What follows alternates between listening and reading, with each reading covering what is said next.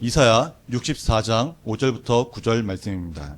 주께서 기쁘게 공의를 행하는 자와 주의 길에서 주를 기억하는 자를 선대하시거늘 우리가 범죄함으로 주께서 진노하셨사오며 이 현상이 이미 오래되었사오니 우리가 어찌 구원을 얻을 수 있으리이까.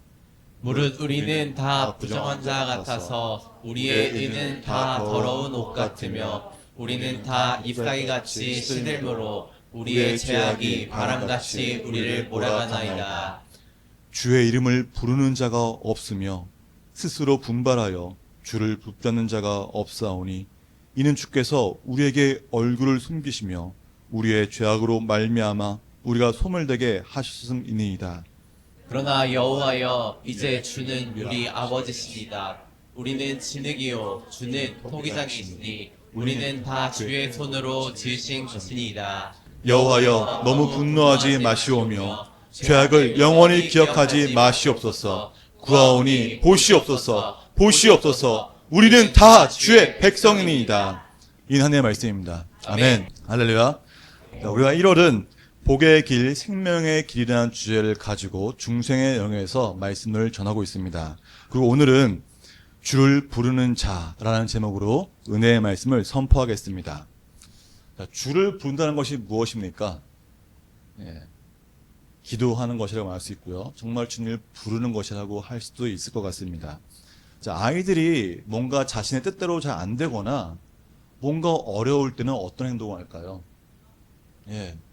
혼자서 막 이렇게 뭐 하나도 막 그러지 않죠. 엄마나 아빠를 부릅니다.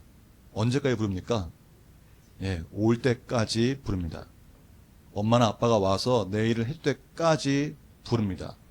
왜 아이들은 엄마 아빠를 부르게 될까요? 또 뭐가 있을까요? 이 아이들도 알고 있는 겁니다.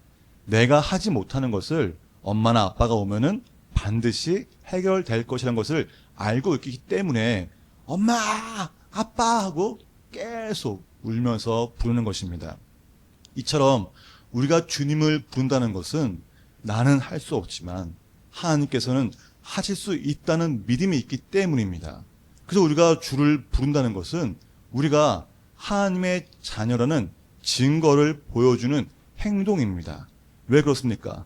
주님을 부른다는 것은 주님을 의지한다는 것이고 주께서 내 삶의 역사하심을 믿기 때문입니다. 그래서 기도는 하나님의 자녀임을 증거합니다. 기도를 통해 하나님께서 역사하십니다. 우리의 기도는 결코 땅에 떨어지지 않습니다. 저도 어제도 놀라운 경험하고 또 제 예전에 경험이 있어서 제가 간증을 하겠습니다. 저도 몇 번 그런 적이 있는데 정말 스쳐가듯이 그냥 지나가면서 하나님 이렇게 하셔야죠 라고 기도한 적이 있어요. 정말 그냥 스쳐가면서 말이죠. 언제냐면은 제가 신학대학원을 들어가게 되었습니다. 그 당시에 제 모교에서 교사로 섬기고 있었어요. 근데 이제 목사님께서 부목사님 오셔가지고 너도 이제 신학생이고 너 동기도 전도사를 했으니까 너 다른 교회 가서 전도사를 해라. 목사님 저 아직 부족해요. 안 됩니다. 그럼 다른 교회 가서 총무해라. 그렇게 3번을 만나는데 3번 다 거절했습니다. 좀 혼났어요.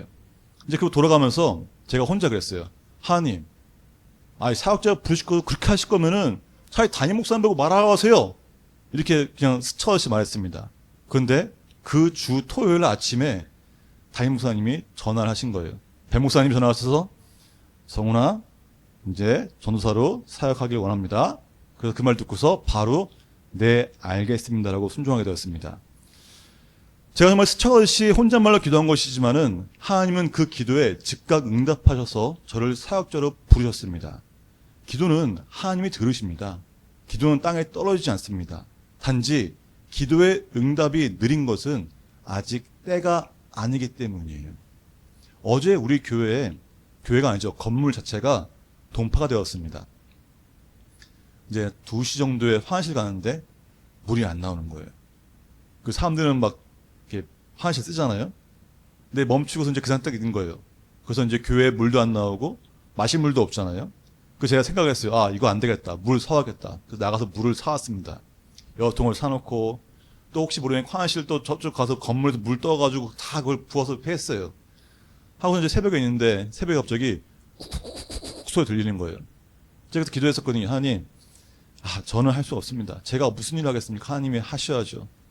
근데 놀랍게도 동파된 것이 아무것도 안 했는데 그 새벽에 그 추운 날씨에 갑자기 물이 콸콸콸 나오기 시작하는 겁니다. 놀라우심이 없나 봐요. 저는 정말 놀랐습니다. 동파가 된다는 다음에 그 동파를 풀기 위해서는 날이 따뜻해야 돼요. 뭔가 조치를 취해야 합니다.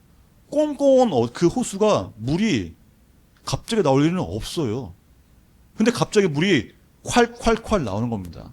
자, 이걸 보면서 역시 하나님이 하시면 불가능한 건 없다. 하나님이 하시면 내가 할 수 없지만 하나님은 분명히 하시면 그것은 다 이루어진다는 것을 다시 한번 경험하게 되는 그 시간이었습니다. 이사야도 이 주님을 부르며 주님의 강림을 기대하면서 기도하고 있는 것이 바로 오늘 본문입니다. 그러나 보면 뭐라 했습니까?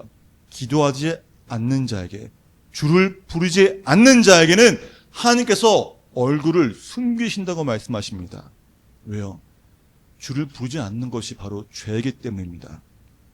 주를 부르지 않는 이유를 생각해 보십시오.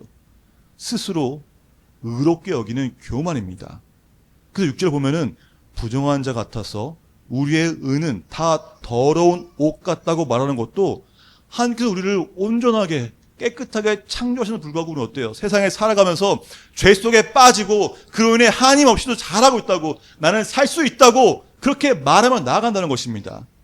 그게 착각이라는 거예요. 뿐만 아니라 어때요? 잎사귀 같이 시들어서 죄악이 바람같이 몰아간다고 했습니다. 이 문제 너무 아름답지 않습니까? 저 보면서 우와 맞다 이런 생각이 들었습니다. 왜요? 우리가 영적 무기력 상태로 인해서 죄에 이끌려 이리저리 바람 부는 대로 날아가는 잎사귀처럼 날아간다는 거예요. 바람이 저리 불면 저리 날아가고 이리면 이리 불러가고. 왜 그렇습니까? 잎사귀가 말랐기 때문이에요. 왜 말라요? 가지에서 떨어졌기 때문입니다. 예수님 말씀하시기 나는 포도나무 너는 가지라고 말씀하셨습니다. 가지 떨어지면 어때요? 시들어버릴 뿐입니다. 그래서 이 상태가 바로 주를 부르지 않는 상태이고, 그 상태가 죄에 허덕인 상태고 죄에 빠져서 주님을 부른 것조차 잊어버린 상태라는 것입니다. 정말 놀라운 사실은 이렇게 말하고 있는 대상이 바로 이스라엘 백성이라는 사실입니다. 이스라엘 백성들은 하나님을 따르던 백성이었습니다. 하나님의 놀라운 역사하심 가운데 그 하나님의 임자심을 경험하였고 하나님의 은혜를 충만히 경험한 자들이었습니다. 주님을 정말 애타게 부르시는 자들이었습니다. 그러나 지금 그들은 영적 무기력 상태에 빠져 있습니다. 그들이 왜 영적 무기력에 빠져 있게 된 것일까요? 그들이 그런 상태에 빠진 것은 그들의 현실 가운데 주님의 구원이 이루어질 것 같지 않았기 때문입니다. 아무리 오랜 시간이 지나도 그것이 이루어질 것 같지 않았기 때문에 그런 상태에 빠진 것입니다. 그렇다면 어떤 상태일까요? 말씀 보기를 10절부터 12절을 쭉 보면은 주의 거룩한 성읍들이 광야가 되었습니다. 예루살렘이 황폐해졌고 성전이 불타고 자신들은 너무나 괴롭다고 말하는 것을 보게 됩니다. 분명 하나님의 백성이었고 하나님이 살아계시며 하나님의 역사하신 것을 알고 고백했던 그들이지만은 계속되는 고난 가운데 그들은 무기력함에 빠진 것입니다. 그러나 이사야는 분명히 말합니다. 자신들이 이런 상황에 처한 것은, 이렇게 어쩔 수 없는 크나큰 고통에 처한 것은 우리가 죄로부터 벗어나기 위해, 영적 무기력에서 벗어나기 위해 애쓰지 않고 깨닫지도 못했기 때문에 그런 것이라고 자신들의 죄를 고백합니다. 우리도 갈급한 상황에서 어떻습니까? 함께 기도를 합니다. 근데 하나님의 응답이 빨리 오면 좋지만 그러지 않을 때가 더 많습니다. 응답이 더디게 느껴집니다. 계속 시간이 지나죠. 하나님이 당장이라도 지금 내 삶에 역사시 나타나면 좋겠는데 여전히 이루어질 기미는 보이지 않고 상황은 더 안 좋게 흘러가면서 어찌할지 모를 때가 있습니다. 마치 하나님이 안 계신 것처럼 계속 그런 때가 될 수 있다는 것입니다.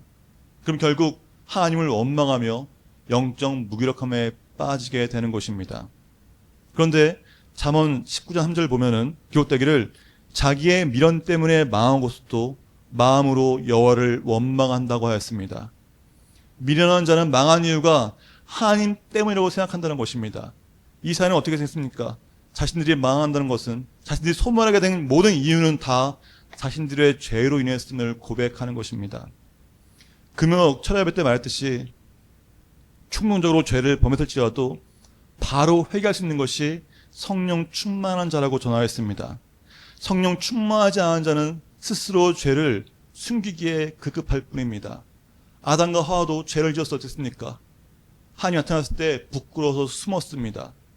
가인은 아벨을 죽인 후에 자신의 죄가 드러날까봐 자신은 모른다며 숨었습니다. 사울도 그랬고요, 다윗도 그랬습니다. 뿐만 아니라 베드로도 예수님을 부인하며 자신을 숨겼습니다. 우리도 마찬가지 아닙니까? 우리는 죄를 지으면 그 죄가 드러나지 않길 바랍니다. 그 아무도 몰랐으면 하는 것이 바로 이 죄의 본성입니다. 그러나 이사야는 이 죄를, 자신들의 죄를, 부끄러운 죄를 드러내고 있습니다. 왜 이사야가 죄를 고백하고 있을까요? 죄를 해결해 줄 수 있는 분이 바로 하나님이시기 때문입니다. 죄를 고백할 때 하나님께서 도우시기 때문에 이사야는 자신들의 죄를 고백하고 있는 겁니다. 그래서 이사야도 자신들의 죄 때문에 절망스러운 상황에 처했지만 주께서는 아버지시며 토기장이라고, 우리는 모두 주님의 백성이라고 말하고 있습니다. 토기장이는 자신의 마음대로 진흙을 빚을 이유가 있습니다. 버릴 수도 있고 그릇 만들 수도 있고, 그 말은 곧 모든 것이 하나님의 손에 있음을 고백하는 신앙입니다. 하나님의 주권과 하나님의 성품을 의지하기 때문에 이사야는 죄악을 영원히 기억하지 말아달라고, 우리는 주의 백성이니 우리의 국민함을 여겨달라고 하나님의 신실함에 호소하고 있는 것입니다. 우리가 구원을 받을 수 있는 것은 우리가 의롭기 때문이 아닙니다. 우리가 주님을 부를 수 있는 것도 주께서 우리를 지으시고 우리를 자녀 삼아주신 하나님의 은혜입니다. 그래서 이사야 선지자는 하나님께서 우리를 다스려달라고, 우리는 주의 백성이며 우리는 주님의 진흙이라고 주의 자비와 사랑만이 우리를 구원할 수 있다고 고백하는 것입니다. 성령이 함께하는 자만이 주께 기도할 수 있습니다. 주께 기도한다는 것은, 주를 부르짖는다는 것은 하나님이 내 삶에 개입하셔서 내 삶을 인도하실 것이라는 믿음의 고백입니다. 우리가 성령 충만을 간구해야 될 이유가 바로 여기에 있습니다. 우리는 의롭지 못한 죄인이며 우리는 소멸할 수밖에 없는 존재입니다. 그러나 하나님의 자비와 사랑으로 우리를 자유케 하시기 위해서 독생자 예수님을 이 땅에 보내셨고, 하나님의 영이 우리에게 임했을 때 우리는 죄와 사망부터 자유할 수 있었습니다. 우리가 성령 충만할 때 우리의 잘못된 선택으로 인해서 죄를 지었을지라도 즉시 죄를 깨닫게 하시고 회개할 수 있도록 하십니다. 또 회개할 때 우리의 잘못된 선택으로 인한 결과도 하나님의 섭량에서 우리를 선한 길로 인도하십니다. 바로 그게 성령 충만한 자의 길입니다. 우리가 성령 충만하다는 것은 우리가 하나님의 주권을 인정하는 겁니다. 하나님만이 온 땅의 주인이시기 때문에 내 생각과 내 마음이 정말 하나님이 나의 삶을 주관하시고 이 역사를 만드시며 세상의 주인인 것을 고백하는 것입니다. 어떤 상황에서도 그렇기 때문에 믿음으로 인내할 수 있는 거예요. 왜요? 하나님이 이 땅의 주인이시기 때문에, 나는 하나님의 자녀이기 때문에 하나님께 맡길 수 있는 믿음이 있는 것입니다. 하나님께서 원하시는 길을 걸어갈 수 있도록 능력이 임하는 것이 바로 이 성령 충만합니다. 그래서 우리에게 성령을 주신 것이 바로 은혜입니다. 그리고 이 은혜에 감사하는 행동이 있습니다. 감사하다면은 이렇게 할 수밖에 없습니다. 그게 뭘까요? 바로 성령 충만함을 간구하는 겁니다. 주님 우리께서 성령을 주시고 말씀하십니다. 성령의 능력으로 살라고 말씀하십니다. 성령이 임했다고 해서 그게 끝나는 것이 아니에요. 우리가 성령 충만함을 간구하며 성령의 능력으로 살도록 주님께서 역사하십니다. 그래서 우리는 성령의 인자심을 간구하고 성령 충만함을 구하며 주를 부르는 자로서 즐거운 마음으로 복음을 전하며 주께서 바라시는 그 생명의 길을 걷는 자가 되어 하나님의 도우심을 받는 복의 길을 걷는 성님 되시기를 주님을 축복합니다. 성도분 기억하십시오. 우리가 성령 충만함을 간구해야 되는 이유는 우리가 주의 길을 걷기 위해서입니다. 복의 길을 걷기 위해서입니다. 생명의 길을 걷기 위해서입니다. 네. 주님 우리에게 이미 다 주셨습니다. 예수님 우리에게 주셨고 믿는 자마다 일어나는 기적을 허락하셨고 믿는 자에게 성령을 주셨습니다. 우리에게 성령이 임했습니다. 그럼 우리는 이 성령을 함께하기 위해서 성령 충만을 구해야 되는 거예요. 그게 바로 성령의 은혜를 받은 자가 해야 될 첫 번째 사명입니다. 아멘. 성령 충만을 구하십시오. 성령 충만하면은 자연스럽게 주의 길을 걸 수 있게 됩니다. 아멘. 성령 충만하면 믿음의 길, 복의 길, 생명의 길을 건져가 됩니다. 아멘. 그 성령의 충만을 통해 우리 삶에 열매가 나타날 때 그 열매를 보고 우리가 말하지 않아도 주변 사람들은 우리를 보면서 야, 너 하나님이 살아계시는구나. 내가 널 보니까 정말 하나님이 역사하시는 걸 알겠다는 고백이 나오는 겁니다. 그게 바로 복음을 전하는 길입니다. 그러니까 나가서 예수 믿다고 끌고 오는 게 아니에요. 내 삶을 통해 보여주는 거예요. 그래서 우리는 성령 충만을 나가야 합니다. 아멘. 그게 바로 주께서 우리에게 주신 가장 크나큰 은혜입니다. 우리 함께